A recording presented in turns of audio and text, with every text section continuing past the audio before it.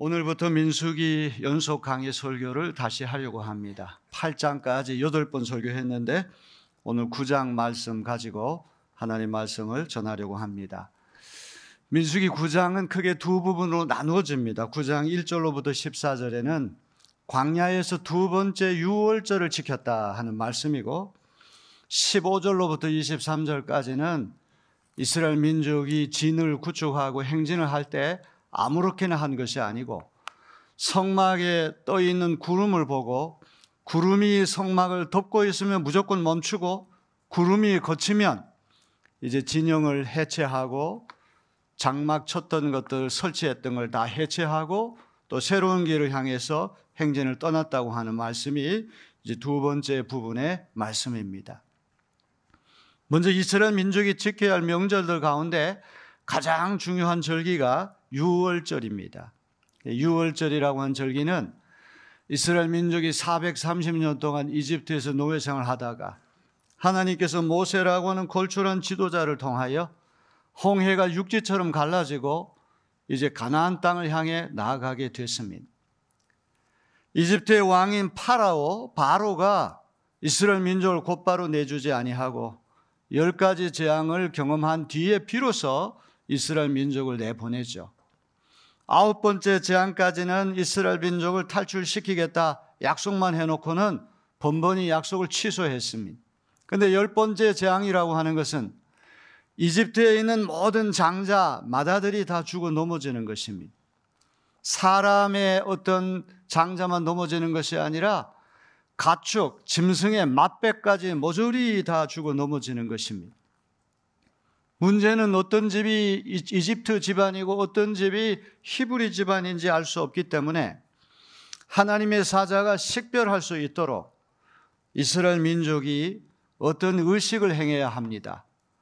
그것은 1년 된 흠이 없는 양을 잡아가지고 그 피를 문설주라고 하는 말은 문의 옆을 얘기하는 거죠. 그리고 임방은 꼭대기를 이야기하는 것입니다. 거기다 피를 칠하게 되면 하나님의 사자가 이집트의 장자를 칠 때 그 문에 칠해진 피를 보고 그 집안은 패스 오버, 넘어가는 거예요. 유월이라고 하는 말이 넘을 유자에 건널 월자예요. 그러니까 영어로도 패스 오버, 한문으로 넘어간다고 하는 뜻입니다. 그렇기 때문에 이 유월절 어린 양의 피라고 하는 것은 이스라엘 민족에는 빛과 생명의 시간이고 이집트 사람들에게는 어둠과 죽음의 날입니다. 이스라엘 민족에게 새로운 해방과 구원의 날이기 때문에 이제 이스라엘 민족이 대대로 이 유월절을 반드시 지켜야만 합니다.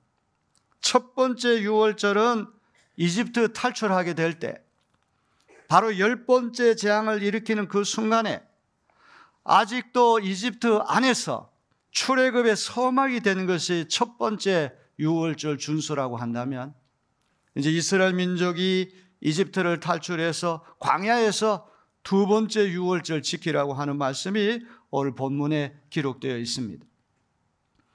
이스라엘 민족이 이집트에 탈출해서 곧바로 약속의 땅으로 들어간 것이 아니고 2년 동안은 시내산 호렙산 기슭에 머무르면서 모세가 시내산에 올라가서 하나님으로부터 십계명과 여러 가지 율법을 전수받습니다. 그래서 이른바 하나님과 이스라엘 민족이 언약을 체결하는 거예요. 카비넌트, 계약을 체결하는 거예요.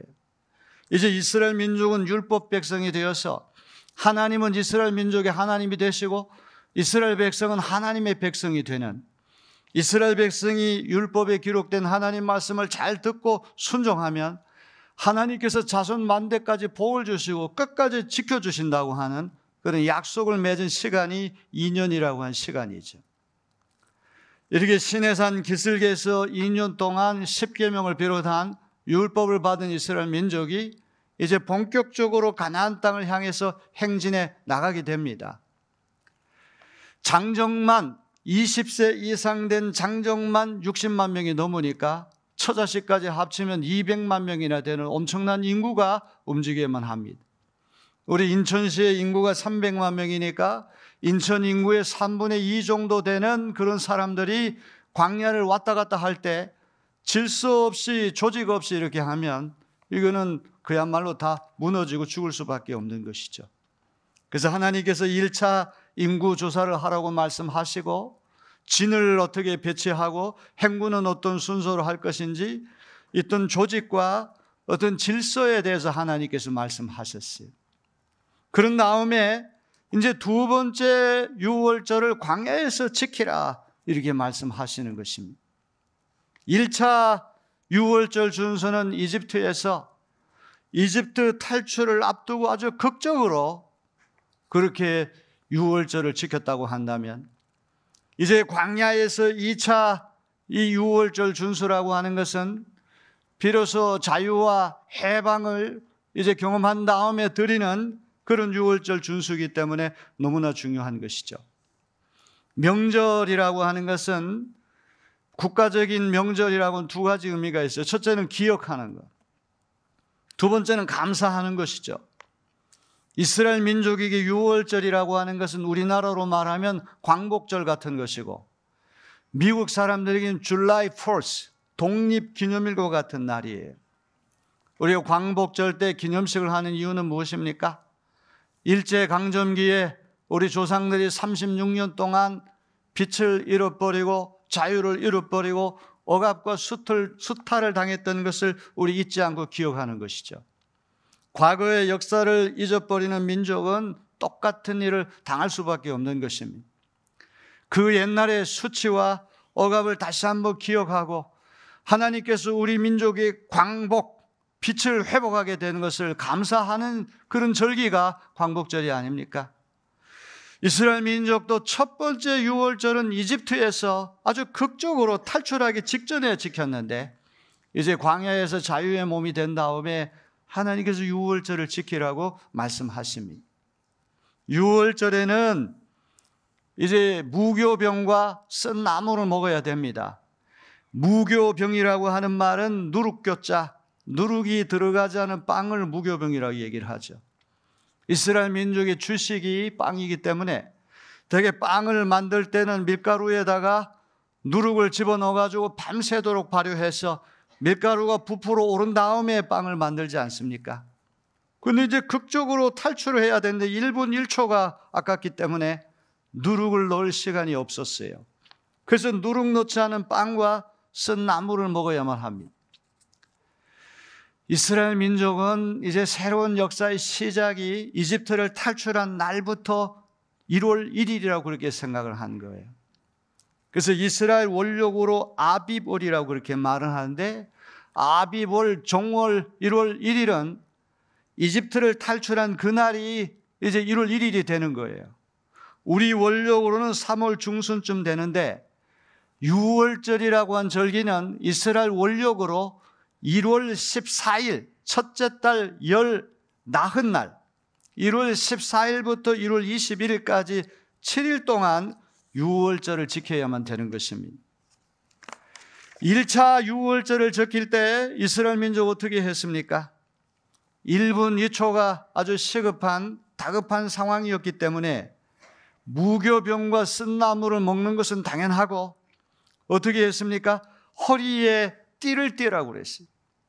집안에 있을 때는 허리띠를 풀어도 되는데 이제 이집트를 탈출해가지고 새로운 약속의 땅으로 가기 위해서는 다급합니다. 이제 도망할 탈출할 준비를 갖추기 위해 허리에 띠를 띠고 그 다음에 발에 신발을 신고 음식 먹을 때 서서 신발 신고 먹는 사람 있겠습니까? 1분 1초가 다급하기 때문에 발에 신발을 신고 손에 지팡이를 들고 서둘러서 먹어야만 한다. 거듭 말씀드리지만 이 무교병 누룩이 없는 빵은 이집트를 탈출할 때의 긴박성을 말해주는 것이고 쓴 나물은 서양 고추 냉이를 말하는 것인데 이집트에서의 그 생활이 굉장히 힘들었다, 고생했다, 이걸 상징하는 그러한 음식이죠. 그래서 허리에 띠를 띠고 발에 신발 신고 손에 지팡이를 들고 아주 급하게 먹어야만 하는 것입니다. 이제 2차 유월절을 광야에서 지키게 될 때 이건 아주 역사적인 의미가 있지 않습니까? 1차 유월절은 이집트에서 출발할 때 출발 직전에 지킨 것이라고 한다면 자유의 몸이 된 상태에서 이제 갖게 되는 이 유월절이라고 하는 특별한 의미가 있게 된 것입니다. 그래서 하나님은 이스라엘 민족에게 1월 14일에 유월절을 지키라. 그래서 이스라엘 민족이 다 순종하게 되었는데 문제는 죽음에 접촉한 사람들이 있어요. 시체에 접촉한 사람들. 이런 사람들은 거룩성을 훼손했기 때문에 거룩한 절기에 참여할 수가 없어요. 이제 이런 이들이 모세에게 와가지고 우리가 불가피하게 시신에 접촉을 했는데 우리도 유월절에 빠지지 않고 지키고 싶습니다. 이렇게 요청을 하는 거예요. 사람이 살다 보면 아버지가 돌아가실 때도 있고 어머니가 돌아가실 때도 있고 친척이 갑자기 세상을 떠나서 불가피하게 시신 접촉할 때가 있지 않습니까? 그런가 하면 길 가다가 어떤 사람이 갑자기 위기 상황이 있을 때 도와줬다가 시체에 접촉하는 경우도 있어요. 이런 이들은 자기의 뜻과 상관없이 그야말로 불가피하게 죽음을 접촉해서 일시적으로 부정해졌는데 1월 14일에 유월절을 지킬 수 없으니까 이렇게 우리가 자유의 몸이 되고 해방의 몸이 된 상태에서 우리도 유월절 지키고 싶습니다. 그래서 모세가 하나님께 중보 기도를 올리지 않습니까? 창세기, 출애굽기, 레위기, 민수기, 신명기, 구약 성경 앞에 나오는 5가지 책을 토라, 히브리 말로 토라, 율법서라고 하는 말이죠. 펜타튜크 그래요. 펜타라고 하는 말은 5을 말하는 것이죠. 미국의 국방성 건물이 오각형으로 되어 있기 때문에 펜타곤 그렇게 말하죠. 여기 이 펜타튜크를 읽어보게 되면 무슨 일이 있을 때 모세가 자기 뜻대로 하는 일은 거의 없어요. 문제가 발생할 때마다 하나님 이럴 때는 어떻게 해야 되죠? 하나님 뜻은 어디에 있습니까? 먼저 하나님의 뜻을 여쭤본 다음에 하나님의 뜻을 이스라엘 민족에게 전달하게 된 것입니다. 불가피하게 죽음에 접촉한 사람들이 자유의 몸, 해방의 몸이 되었는데 우리도 광야에서 한번 유월절 지키고 싶습니다. 어떻게 하면 좋겠습니까? 여러분, 이 사람들의 유월절을 지키겠다고 나선 것은 자발적인 의지 때문에 그렇게 된 것입니다. 이걸 핑계로 은근슬쩍 빠질 수도 있어요. 7일이라고 하는 시간 동안 고생해야 되는 절기가 유월절입니다. 쓴나물 먹어야 되고 무교병 먹어야 되고 허리에 띠 떼야 되고 이집트 탈출할 때 그 긴박하고 힘들었던 상황을 재현하는 거기 때문에 고달픈 일이죠. 적당히 빠질 수도 있는데 이 영광스러운 절기에 우리 빠지고 싶지 않습니다. 어떻게 하면 좋겠습니까? 하나님께서 뭐라고 말씀하십니까? 그런 이들도 유월절 지키게 해주라. 한 달 후에 1월 14일에 유월절 지켜야 되는 그런 이들은 2월 14일 한 달 동안 몸을 다 깨끗이 좀 씻고 정결해진 다음에 유월절 지킬 준비가 되면 그때 2월 14일에 유월절 지키도록 하라. 이제 하나님은 참 놀랍게도 이 죽음에 접촉한 사람들뿐만 아니라 또 한 가지 특수한 경우를 또 예를 들고 계세요. 멀리 장거리 여행을 떠난 사람들, 가까운 거리에 여행한 사람들은 얼마든지 돌아와가지고 유월절을 지킬 수가 있지만 상당히 먼 거리로 여행을 떠난 사람은 제 시간에 돌아올 수 없으니까 유월절을 못 지키는 것입니다. 그런 이들까지 두 그룹의 사람들은 예외 조항을 둬서 1월 14일에 그런 사람은 유월절 지키지 뭐 한 달을 더 유예해서 여건이 조성이 되면 둘째 달 14일에 유월절 지키도록 해라. 하나님께서 그 말씀 하시는 거예요. 흥미롭게도 죽음에 접촉한 사람들하고 장거리 여행하는 사람들의 공통점 뭘까요? 왜 이 두 그룹의 사람들을 하나님께서 함께 생각을 하실까요?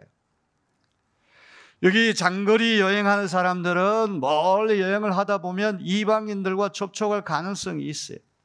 이방인들 가진 소유물, 물품과도 접촉할 가능성이 있어요.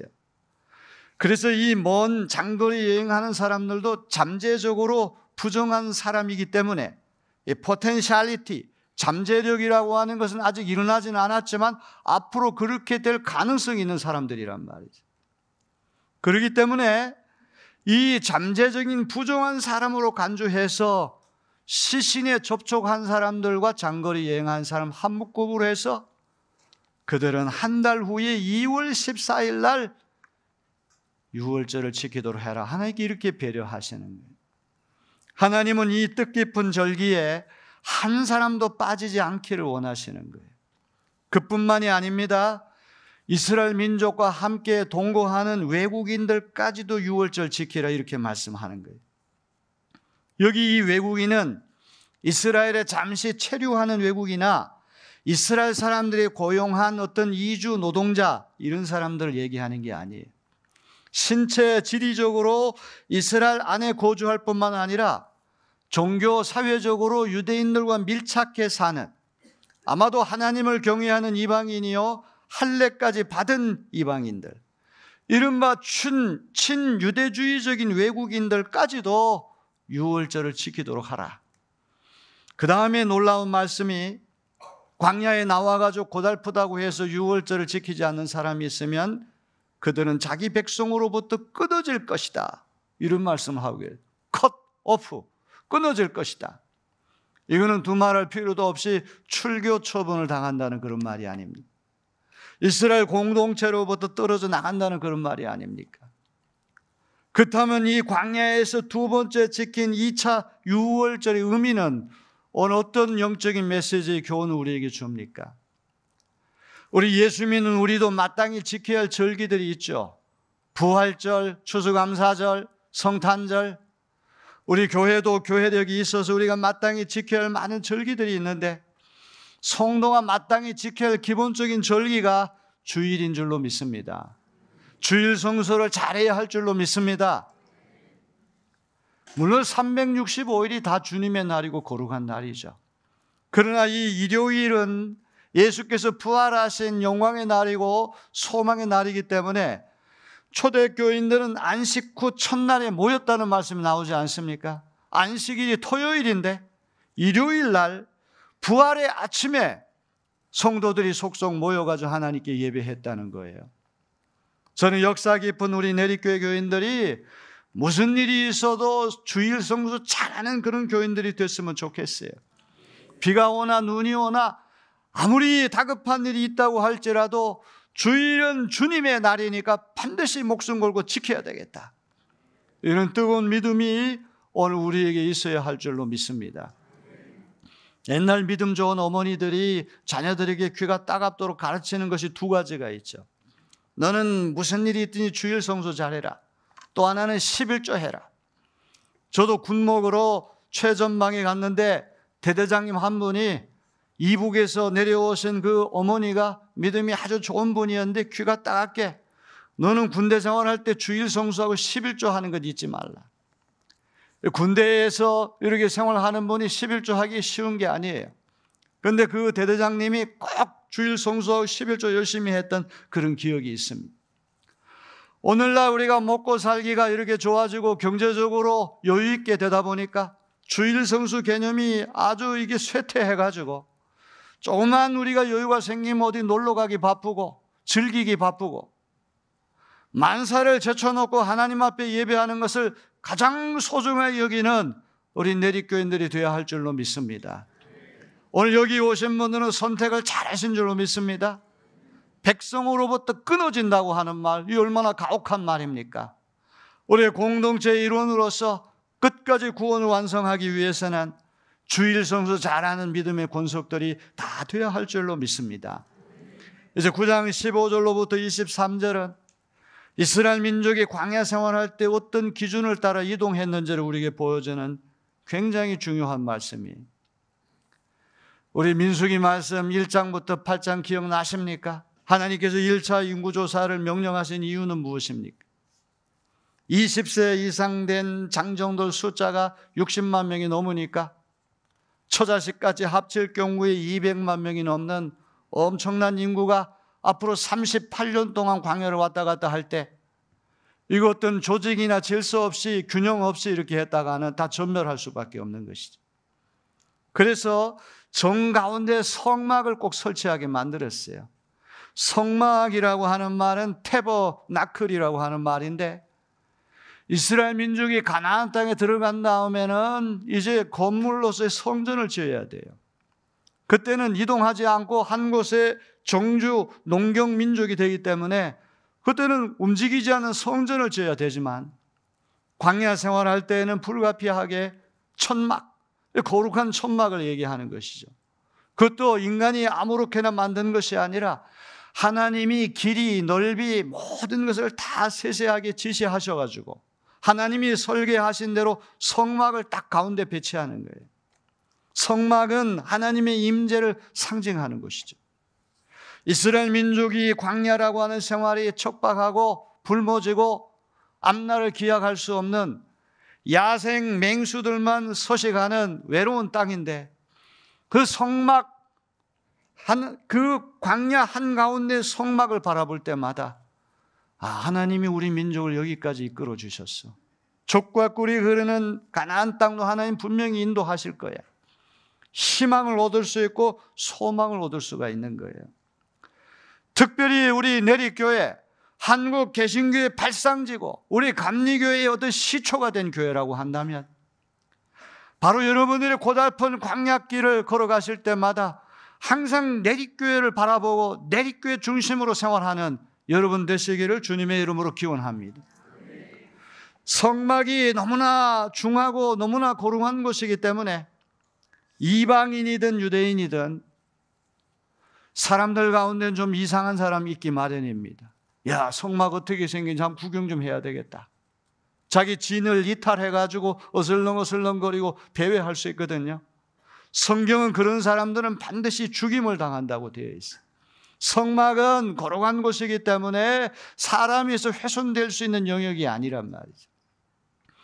이제 성막을 딱 가운데 놓고 동쪽, 항상 이스라엘 백성 행군에 나갈 때는 해 뜨는 쪽 동쪽을 향해서 가는 거예요. 이 동쪽은 아주 상스러운 곳이고 영광스러운 곳입니다. 여기에 유다 부대, 유다 지파를 중심으로 한 세 부대가 딱 일선에 서고, 그 다음에 남쪽, 서쪽, 북쪽 세 지파가 4개 부대를 이루어 가지고 성막으로부터 2000규빗, 약 900m 정도 유격을 둬야 돼요. 흥미로운 거는 어떤 부족이 인구수도 많고 세력이 강하다고 그래가지고 성막에 더 가까이 가고, 어떤 부족이 인구수가 적고 미미하다고 성막으로 멀리 떨어지지 아니하고, 딱 성막을 중심으로 해서 전부 다 900m 아주 동일한 등거리를 유지해야 되는 거예요. 하나님 앞에 모든 민족이 다 동등하고 평등하다는 걸 보여주는 거 아닙니까? 그런데 이 900m 유격 가운데에도 완충 역할을 하는 사람들이 바로 레위 지파 사람들이, 최전방에 가면 DMZ라고 하는 그런 곳이 있습니다. DMZ가 뭐예요? 가운데 중앙 분계선이 있고 남방 한계선까지 2km, 북방 한계선까지 2km, 그 가운데 4km는 무장을 하면 안 돼요. 그런 4km의 거리가 완충 역할을 해가지고 이렇게 급격하게 서로 부딪혀 전쟁이 일어나는 걸 막는 역할을 하는 게 비무장지대란 말이에요. 만약 그는 4km 거리가 유지되지 않고 그냥 384 하나만 달랑 붙어 있다면 계속해서 국지전이 벌어지고 나라가 어떻게 될지 알 수가 없는 것이죠. 안타깝게도 DMZ 비무장지대가 가장 무장을 많이 해서 곳곳에 지뢰를 심어놓고 가장 위험한 곳이 되고 말았어요. 본래 비무장지대는 아무것도 설치하면 안 되는데 사람이 죄성 때문에 그렇게 안 하죠. 오히려 비무장지대가 가장 무장을 많이 해놨어요. 제가 최전방에 있을 때도 지뢰 밟아가지고 사고 나고 하는 게 다 비무장지에 들어가 잘못 지뢰 밟아서 그런 일이 일어나지 않습니다. 레위 사람들도 이스라엘 민족이 이렇게 거리를 잘 유지해야 되는데, 어떤 사람이 어슬렁어슬렁 거리면서 야, 성막 어떻게 생긴지 구경 좀 가야 되겠다, 이런 사람이 수십 명 나타나면 그 질서 다 무너지는 거죠. 그런 사람들 오지 못하도록 경계 근무 서는 거, 경비 역할하는 것이 레위 사람들이 하는 역할이란 말이에요. 자, 그런데 오늘 참 너무나 놀라운 말씀은 이스라엘 민족이 언제 멈추고 언제 떠나야 되는가? 언제 진을 설치하고 언제 행진해 나가야 되는가? 하나님 원칙을 정해주시는데 성막 위에는 구름을 보라는 거예요. 구름이 성막 위에 이렇게 떠가지고 성막을 덮고 있으면 무조건 멈춰야 돼요. 무조건 진을 설치하고 떠나면 안 돼요. 그러다가 구름이 걷히기 시작하면 그때서 천막을 다 해체하고 그러고는 새로운 길을 향해서 정처 없이 떠나게 되는 것입니다. 여러분, 참으로 놀라운 말씀은 성막 위에 구름이라고 하는 것이 어떤 데는 1년 동안 이렇게 구름이 덮고 있을 때가 있어요. 그러면 1년 동안 한 곳에 수경을 하는 거예요. 어떨 때는 몇 달, 어떨 때는 한 달, 어떤 데는 이틀.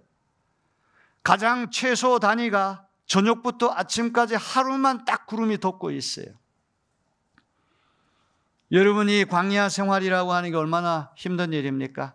200만 명이나 되는 인구가 잠을 자기 위해서 천막을 설치한다고 할 때 고생해가지고 천막을 설치했는데 하루 만에 딱 해체해가지고 세계를 떠나라. 그 얼마나 번거로운 일입니까? 수고가 필요한 일이죠. 그런데도 이스라엘 백성은 딱 하루만 수경을 하고 구름이 걷히게 되면 어김없이 새로운 길을 향해 떠났다는 거예요. 왜 하필이면 성막 위에 구름이 떠 있냐 이 말이죠. 성막은 하나님의 임재를 상징하는 것입니다. 하나님의 영광을 상징하는 그 성막 위에 구름을 보고 구름을 잘 관찰하면서 그 구름을 따라 움직였다는 이야기 오늘 말씀에 나와요. 9장 18장, 9장 20절, 9장 20절, 23절 한번 읽어보세요. 여기 연거푸 되풀이 되는 말이 뭡니까? 주님의 지시에 따라 길을 떠났고 주님의 지시에 따라 진을 쳤다.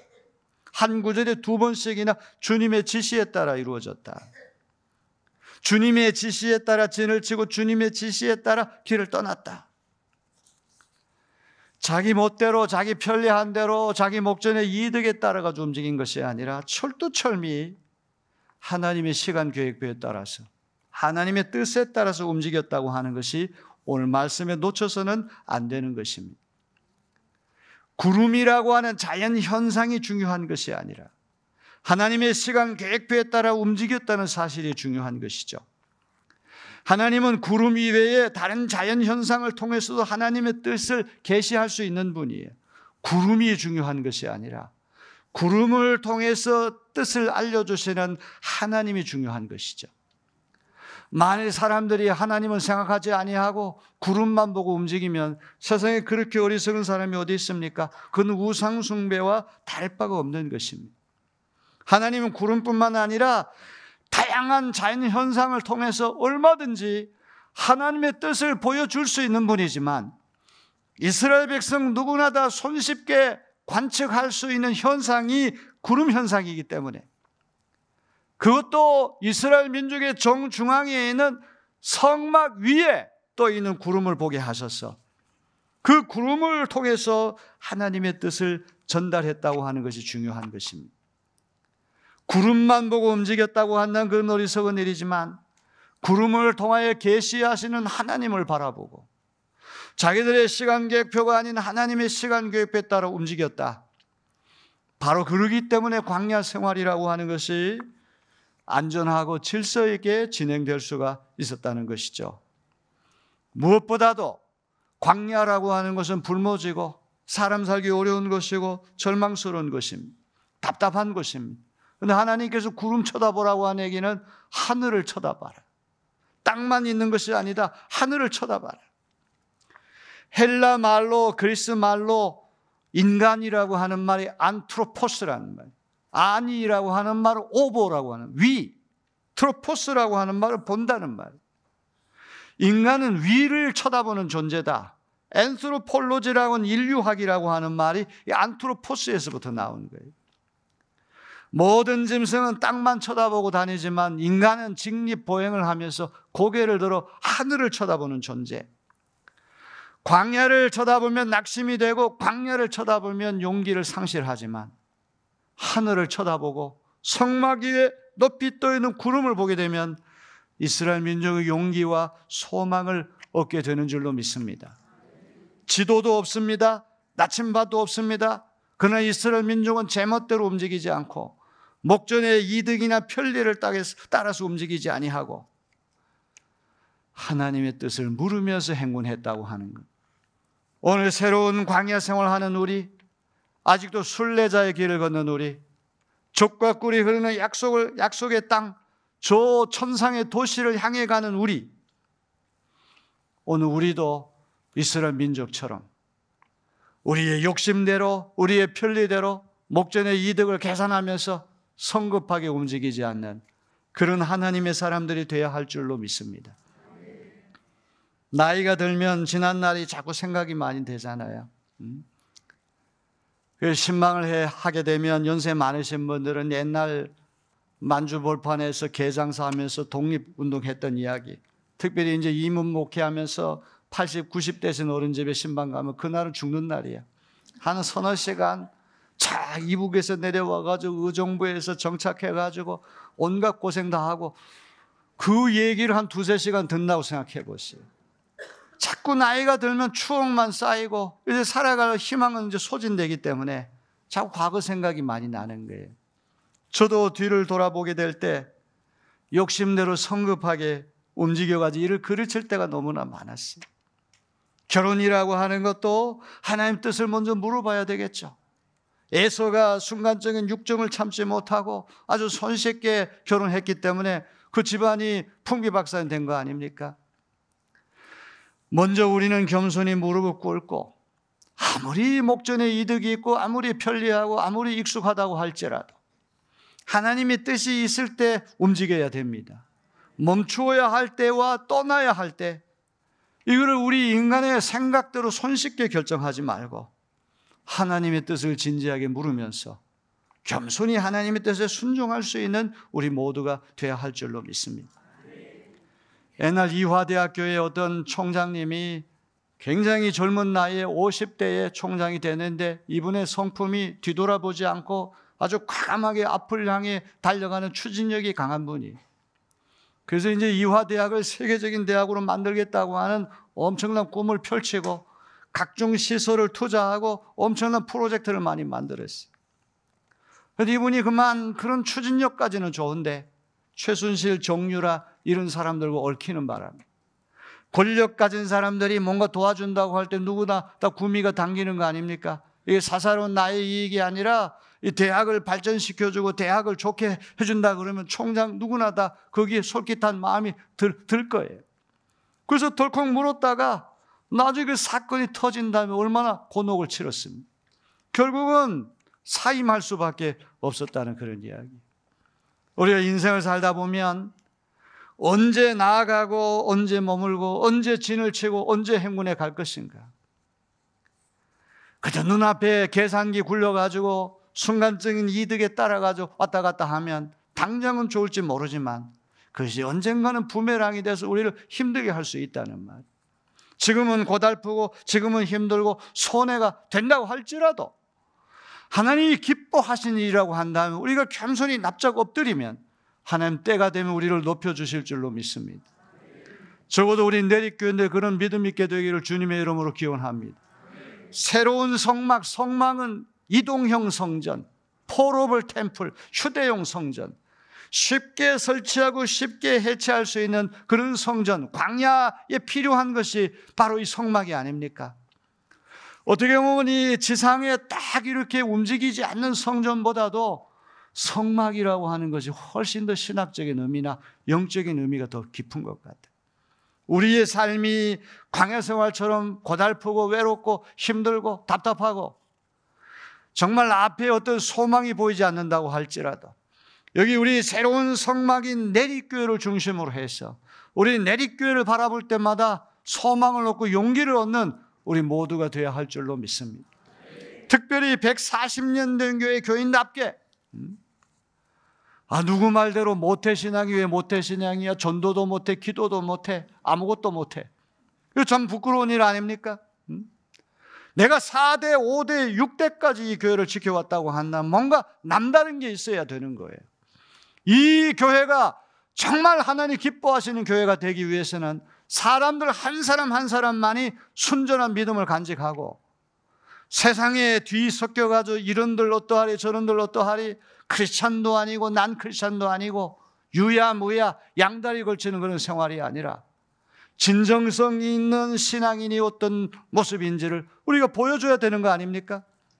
건축도 마찬가지.